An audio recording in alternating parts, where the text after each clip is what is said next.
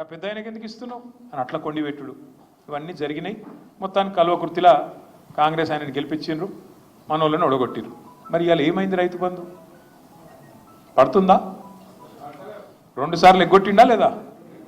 మరి ఎవరున్నా నడుస్తుంది ఏమి కాదనుకుంటే ఆఖరికి యూరియా బస్తాలు దొరుకుతున్నాయా?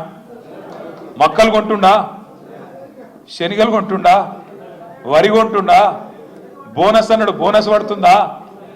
ఏం జరుగుతుంది? మరి యూరియా దొరకదు, కరెంటు రాదు, రైతు బంధు పడదు, కొనుగోలు కేంద్రాలు తెరవరు, తెరిస్తే మళ్ళీ అందులో రైస్ మిల్లులు అలాట్మెంట్ చేయరు, ధాన్యం జోకరు, కొనుగోలు చేయరు, కొనుగోలు చేస్తే బోనస్ ఇవ్వాలి కాబట్టి ఆ పని చేయరు.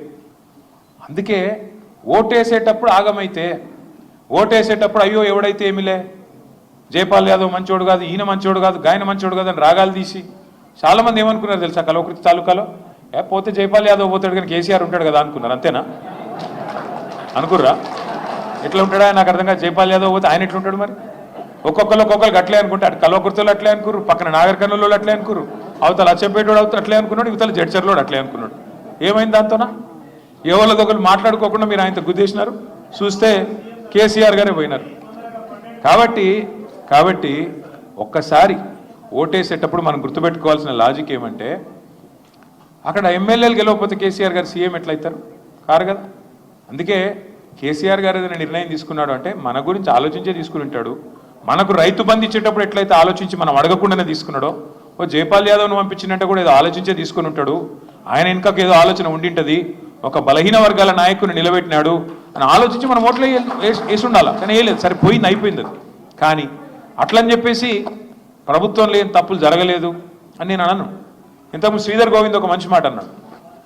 ఏమన్నాడు? అన్నా మీరు పైన పిలుపునిస్తున్నారు కానీ అన్ని కిందికి రావడం లేదు, ఏదో మొక్కుబడిగా జరుగుతున్నాయి కొన్ని కార్యక్రమాలు అని. రెండో మాట ఏమన్నాడు? ఎవరైనా స్థానిక సమస్యల విషయంలో చొరవగా ముందుకు పోదాం, నేను అప్పారెడ్డిపల్లిలో మా చెరువు కబ్జా అవుతుందని నేను కొట్లాడినట్టు స్థానికంగా కొట్లాడతలేరు, క్రియాశీలంగా లేరు అని. కానీ శ్రీధర్ ఏమవుతుందంటే, ఏ మనిషి కూడా 24 గంటలు యాక్టివ్గా ఉండలేడు తమ్ముడు. ఏ మనిషి కూడా, ఏ కార్యకర్త కూడా. ఎందుకంటే ఆయన ఇప్పుడు మా తమ్ముడు రాములు ఉన్నాడు ఫర్ ఎగ్జాంపుల్, పిల్లల్ని పోషించాలి, మరి వాళ్ళ బువ్వ చూసుకోవాలి, చదువులు చూసుకోవాలి, సంసారం చూసుకోవాలి, మీదికెళ్ళి ఈ పని కూడా చేయాలి. అంతేనా? కాబట్టి 24 గంటలు ఒకటే పని చేయమంటే చేయరాదు. రెండోది స్థానిక సమస్యలు. ఓడిపోయినాక మనిషి అంటే ఎవరికైనా నీరసం వస్తుంది. మళ్ళీ మనకేం మామూలు దెబ్బలు తగిలినాయి. గత 2.5 సంవత్సరాల్లో ఓడిపోయినాం. 23 డిసెంబర్లో వెంటనే కేసీఆర్ గారికి, మన నాయకుడికి, ఆయనకు పెద్ద గాయమైంది. రెండోసారి హిప్ ఫ్రాక్చర్ అయింది. అదో పెద్ద 4 నెలల అవస్థ. ఆ తర్వాత మధ్యలో మీకు తెలుసు 10 మంది ఎమ్మెల్యేలు వెళ్ళిపోయినారు. 10 మంది ఎమ్మెల్యేలను తీసుకొని పోయినారు కాంగ్రెస్ వాళ్ళు, రేవంత్ రెడ్డి గారు.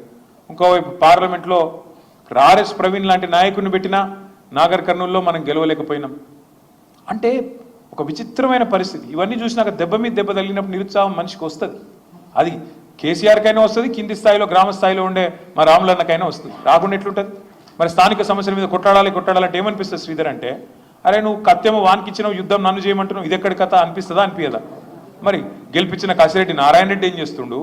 2వ స్థానంలో వచ్చిన ఆచార్య ఏం చేస్తాడు?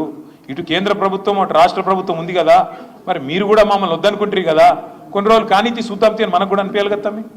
సుతాప్తి మరి కొత్తగా అధికారం వచ్చింది కదా వాళ్ళకు, మనం ఎందుకు ఆతృత పడ్డట్టు, కంగారు పడ్డట్టు, మనమేదో వాళ్ళకు అధికారం వస్తే మనం జీర్ణించుకోలేకపోతున్నట్టు, ఆగమాగమైపోతున్నట్టు మనం ఎందుకు ఉండాలి? తెలిసి రానీతి ప్రజలకు కూడా మాకు కూడా అనిపించింది. తప్పేముంది అందులో? నిజంగా కూడా రైతు బంధు మంచిగా పడుతుంటే అర్థం కాలే. రైతు బంధు మంచిగా పడుతుంటే ఏమనుకున్నారు? ఎవడుంటే ఏమిటి అనుకున్నారు. భూముల ధరలు కల్వకుర్తిలో ఇదివరకు ఎట్లున్నాయి, ఇప్పుడు ఎట్లున్నాయి? చల్లబడ్డదా కొద్దిగా? ఎవడుంటే ఏమిలే అనుకున్నారా? గివే మరి నేను చెప్పేది. ఉత్తగానే పెరిగాయి. ఇప్పుడు భూముల ధరలు అంటే నేనేదో రియల్ ఎస్టేట్ దంద గురించి చెప్తలేను. భూమి ఇప్పుడు శ్రీధర్ ఉన్నాడు ఫర్ ఎగ్జాంపుల్, శ్రీధర్కి ఒక 5 ఎకరాల పొలం ఉందనుకో, ఒక ఎగ్జాంపుల్ నేను చెప్తున్నా. శ్రీధర్ ఏమనుకో, ఎటుంటుందంటే 5 ఎకరాల పొలం ఉంటే కేసీఆర్ రాకముందు 2014లో 5 ఎకరాలకు మొత్తం కలిపి ఎకరానికి 20 లక్షలు ఉండేది, మొత్తం ₹1 కోటి. కానీ కేసీఆర్ వచ్చినాక ఆ ₹1 కోటి విలువ 5 కోట్లు అయింది. అయిందా? అంటే ఏమవుతుంది? సంపద పెరిగినాక మనిషిలో ధీమా పెరుగుతుంది. ఏమనిపిస్తుంది? ఆ కోవిడ్ వచ్చింది, కరోనాను గిరోనా వచ్చింది, ఆ ముఖం మొత్తం ప్రపంచం అంతా గత్తర వచ్చినట్టు వచ్చి అందరూ మూతికి బట్టలు కట్టుకొని తిరిగే పరిస్థితి, ఎవడు ఇంట్లోకి వెళ్ళి బయటికి వెళ్ళిన పరిస్థితి వచ్చింది. అప్పుడు ఏమనిపిస్తుంది మనిషికి?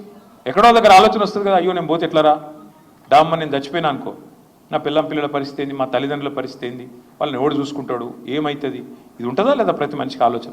నాకేమన్నా అయితే ఎట్లా? ఎవడన్నా మన దగ్గరోడు ఎవడన్నా పోయింది అనుకో చిన్న వయసులో, మనకు కూడా కొడుతుంది ఎక్కడో గుండెలో, అయ్యో మరి మనకేమన్నా అయితే మన పిల్లల పరిస్థితి ఏంది, మన పిల్లల పరిస్థితి ఏంది, మన తల్లిదండ్రుల పరిస్థితి ఏంది, మా మిగతా వాళ్ళ పరిస్థితి ఏంది, డిపెండెన్స్ ఉంటుంది.